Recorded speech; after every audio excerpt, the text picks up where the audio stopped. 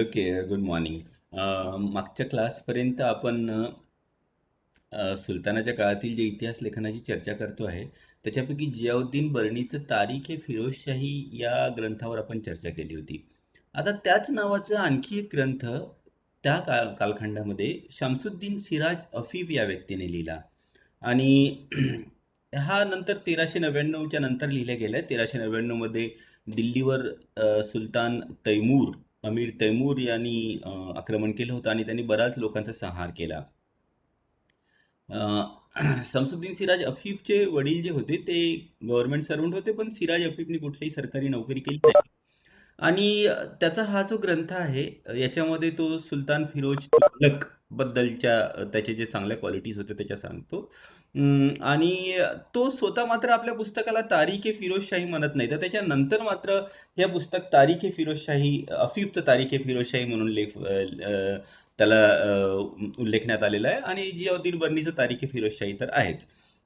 आणि हे जे पुस्तक आहे याचे 5 खंड आहे. आणि हे ज्याला एक मनकीब पद्धतीचं पुस्तक म्हणतात. मनकीब पद्धतीचं पर्शियन रायटिंग म्हणतात. या मनकीब पद्धतीमध्ये काय असतं साधारणतः, जे सुफी किंवा जे धार्मिक प्रवृत्तीचे लोक असतात त्यांचं चरित्र असतं. तर एका सुलतानाचं चरित्र सुद्धा त्या धार्मिक पद्धतीने लिहिल्या गेलेल्या चरित्रासारखं लिहिल्या गेलेलं आहे.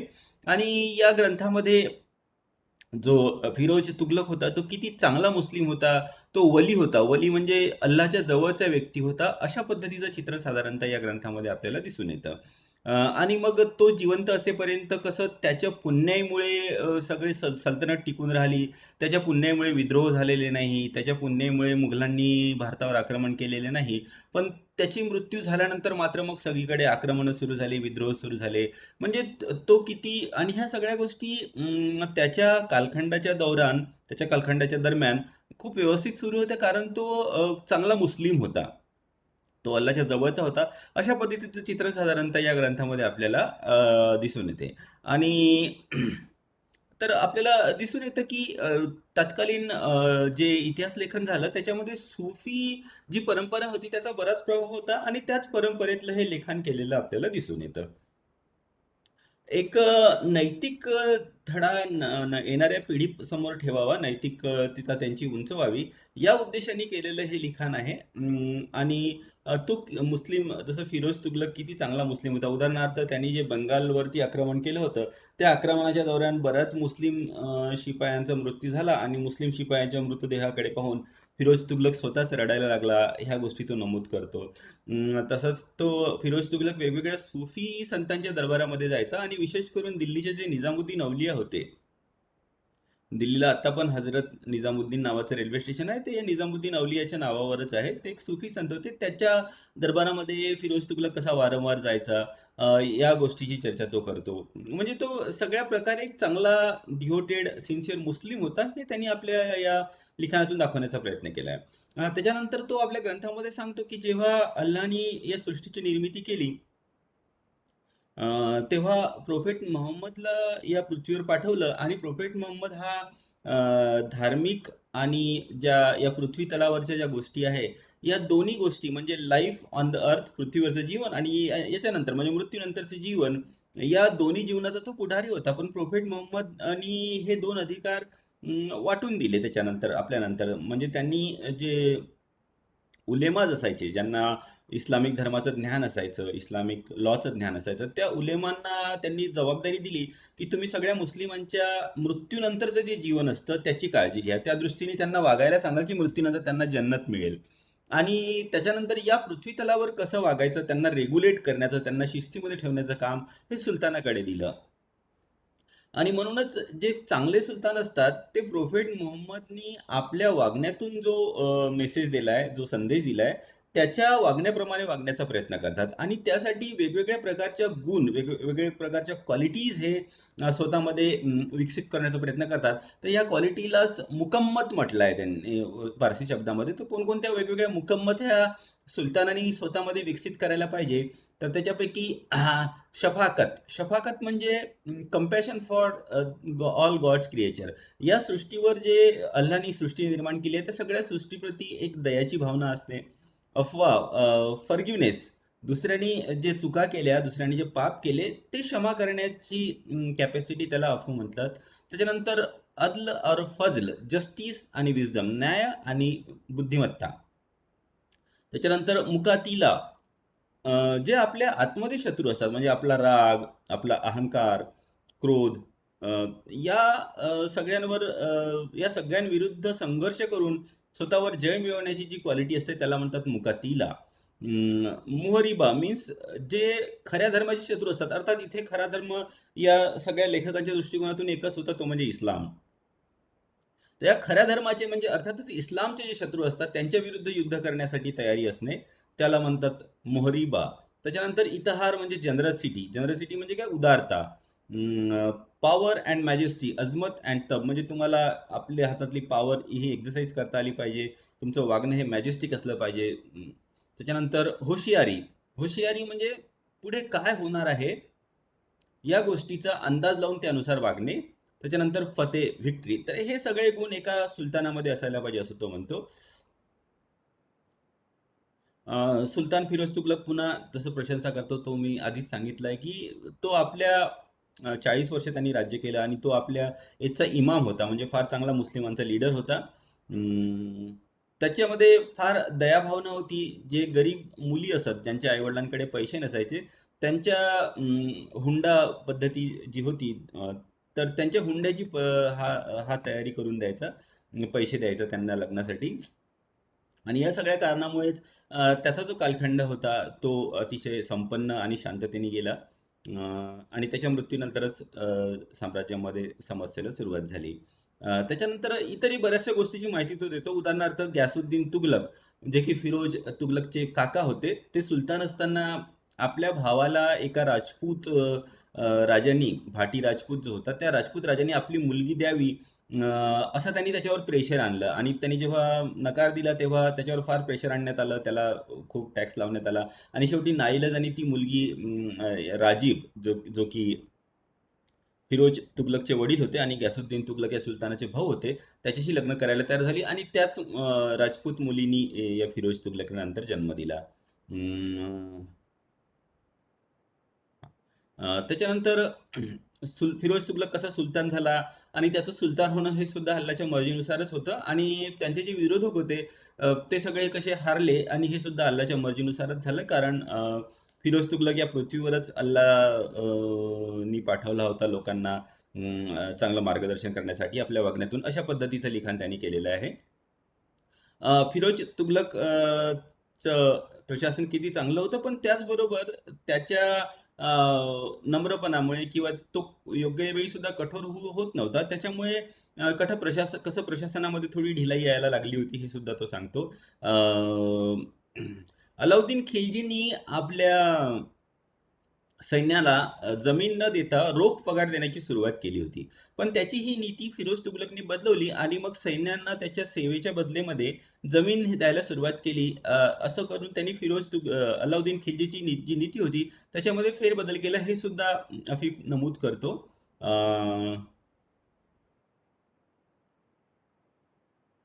त्याच्यानंतर फिरोज तुघलकनी जे कन्स्ट्रक्शन केले होते, वेगवेगळ्या ठिकाणी त्यांनी जे कालवे बांधले, वेगवेगळे शहर बसवले, त्याची सुद्धा माहिती मिळते. त्याच्यानंतर अफीफने आणखी एक ग्रंथ लिहिला, फतवाए जहादरी. आणि या फतवाए जहादरीमध्ये साम्राज्यासाठी कोणकोणते महत्वाचे घटक असतात त्याची तो चर्चा करतो. उदाहरणार्थ स्ट्रॉंग आणि सॅटिस्फाईड, समाधानकारक, ज्यांना समाधानपूर्वक ज्यांना सॅलरी देण्यात येते असं सैन्य असणं आवश्यक आहे. तुमचा खजिना हा भरलेला असावा. टॅक्सेशन सिस्टम, तुमचं जे कर आकारण्याची जी पद्धत आहे ती चांगली असावी.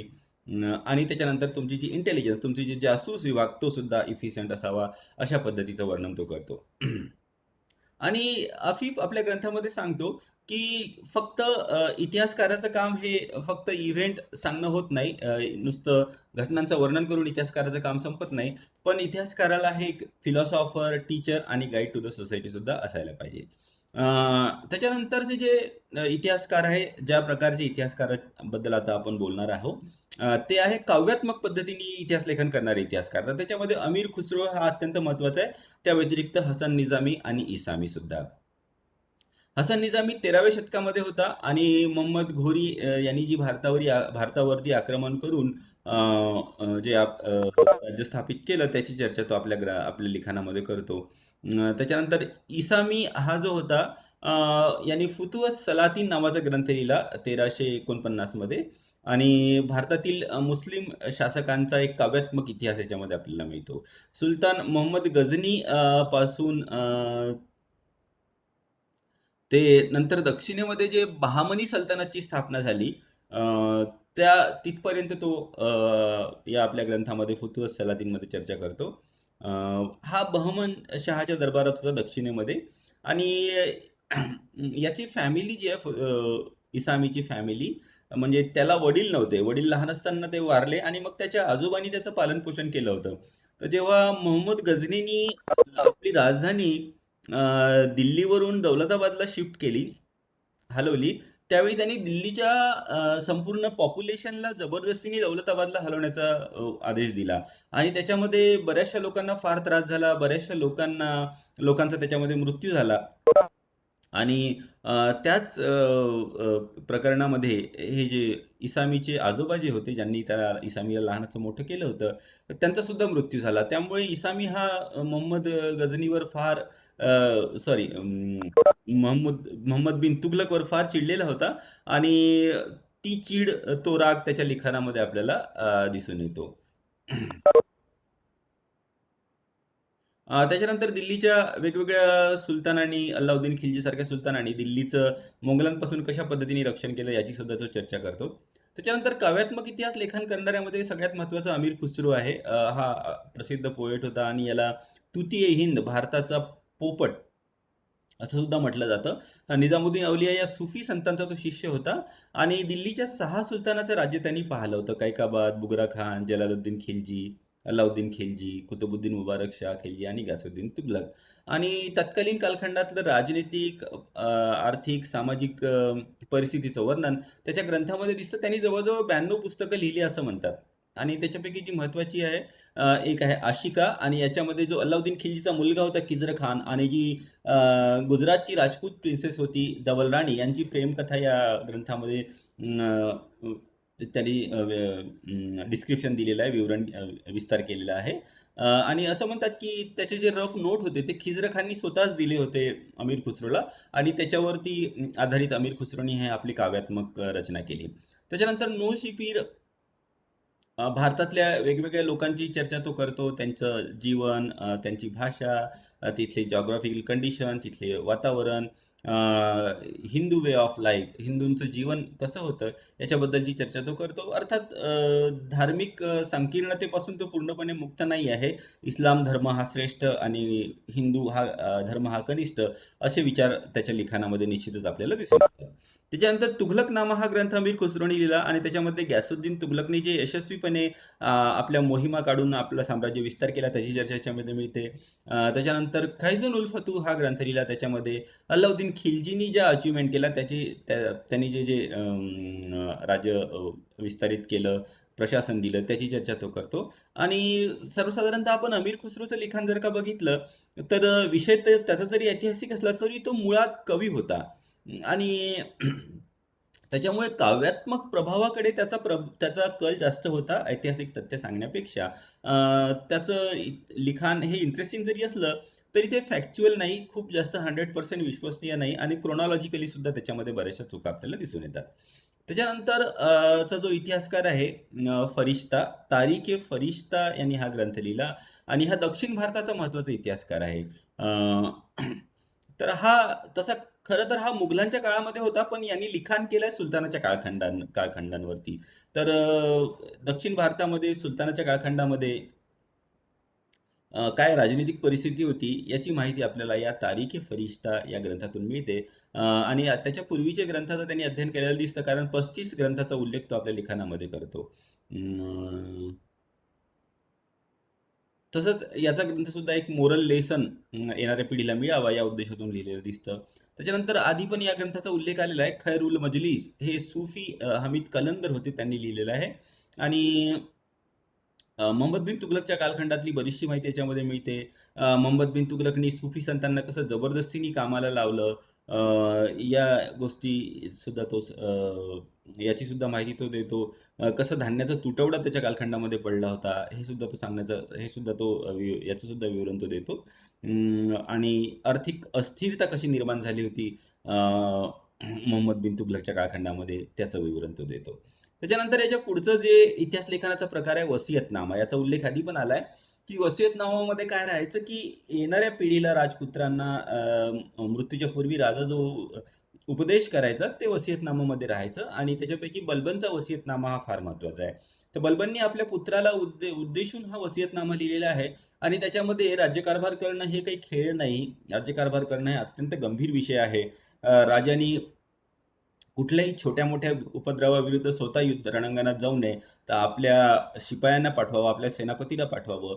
कारण जर का राजा तो युद्ध हारला तर राजाची इब्रत जाते, राजाची नामुष्की होते. आणि राजा स्वतः जेव्हा मोहिमेवर जातो, सुलतान जेव्हा स्वतः मोहिमेवर जातो, तेव्हा त्याचं व्यवस्थित प्लॅनिंग करावं, म्हणजे त्याला यश निश्चितच मिळेल. असं जावं. असा सगळा उपदेश बलबनने आपल्या पुत्रांना केलेला आहे. तसंच सुलतानाचं मन किंवा सुलतानाचं हृदय जे आहे, त्याच्या हृदयामध्ये अल्लाची मर्जी ही प्रतिबिंबित झालेली असते.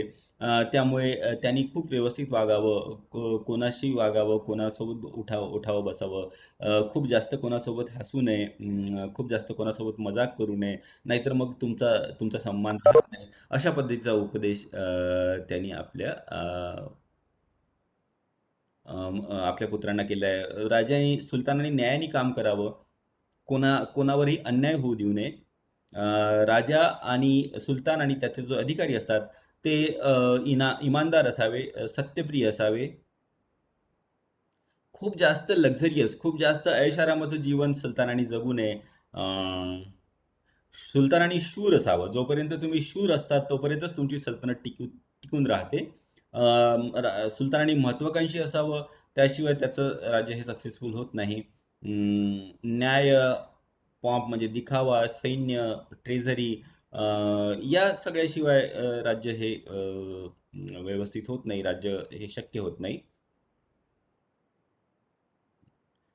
जो तुमचा रेव्हेन्यू जो असतो, जे जे तुम्ही टॅक्स जमा करता आणि तुमचा खर्च, याच्यावर राजाची करडी नजर असावी. आणि जवळजवळ राजाच्या उत्पन्नापैकी अर्ध उत्पन्न हे इमर्जन्सीसाठी राखून ठेवावं. सैन्य, व्यापारी आणि जी प्रजा असते यांना राजाने खुश ठेवण्याचा प्रयत्न करावा. या सगळ्या लिखाणानंतर अल्बेरुनी, इब्न बतूता यांचं लिखाण सुद्धा सुलतानाच्या काळाच्या इतिहासासाठी महत्वाचं आहे. तर अल्बेरुनी आणि इब्न बतूता यांच्या लिखाणाची चर्चा आपण ऑलरेडी केली आहे, जेव्हा आपण अरब इतिहासकारांबद्दल चर्चा केली आहे. त्याच्यानंतर मार्को पोलो हा एक इटालियन व्यापारी या मध्यकाळामध्ये भारतात आला होता. आणि दक्षिण भारतालाच त्यांनी दिलेलं विवरण हे सुद्धा इतिहासाच्या दृष्टीने महत्वाचं आहे. तर आता जर सुलतानाच्या काळातील जी महत्वाची ग्रंथ किंवा महत्वाचे इतिहासकार होते त्याच्याबद्दलची चर्चा संपली. आणि आता या सुलतानाच्या कालखंडातलं हे लिखाण, याची काही ठळक वैशिष्ट्ये होती का, हे आपण बघण्याचा प्रयत्न करूया. तर एक महत्वाचं म्हणजे काय, सुलतानाच्या कालखंडामध्ये आधी पण सांगितलंय मी इंट्रोडक्शन मध्ये, सुलतानाच्या कालखंडामध्ये ज्या पद्धतीचं इतिहास लेखन सुरू झालं ते तत्पूर्वी भारतामध्ये तशा पद्धतीचं इतिहास लेखन अस्तित्वात नव्हतं. एक प्रोफेशनल हिस्टोरियन म्हणून जो ग्रुप अस्तित्वात आला तो सुलतानाच्या कालखंडामध्येच आला. आणि त्याच्यामुळेच हळूहळू त्याच्यामध्ये परफेक्शन होत गेलं. महत्वाचे जे याच्यापैकी सुलतानाच्या कालखंडातले जे इतिहासकार आहे, ते प्रामुख्याने म्हणजे एखादी रिस्पेक्टेबल फॅमिली, सन्माननीय फॅमिली, जे की प्रशासनामध्ये ज्यांचा सहभाग आहे, जे राजदरबाराशी जुळलेले आहे, अशा पद्धतीचे लोकांचं लोक इतिहास लिहिताना आपल्याला दिसून येतात. त्याची जी विषयवस्तू आहे ती प्रामुख्याने राजनीतिक आहे. सैन्याच्या मोहिमा, त्याच्यानंतर दरबारातले षडयंत्र, या सगळ्या गोष्टीची माहिती आपल्याला दिसून येते. सर्वसामान्याचा उल्लेख त्याच्यामध्ये फारच कमी प्रमाणात मिळतो. अमीर खुसरो सारख्या किंवा सुफींच्या लिखाणामध्ये जरूर मिळतो, पण सर्वसाधारणतः जास्तीत जास्त लिखाण जे आहे ते राजनैतिक गोष्टींवरच केलेलं आपल्याला दिसून येतं.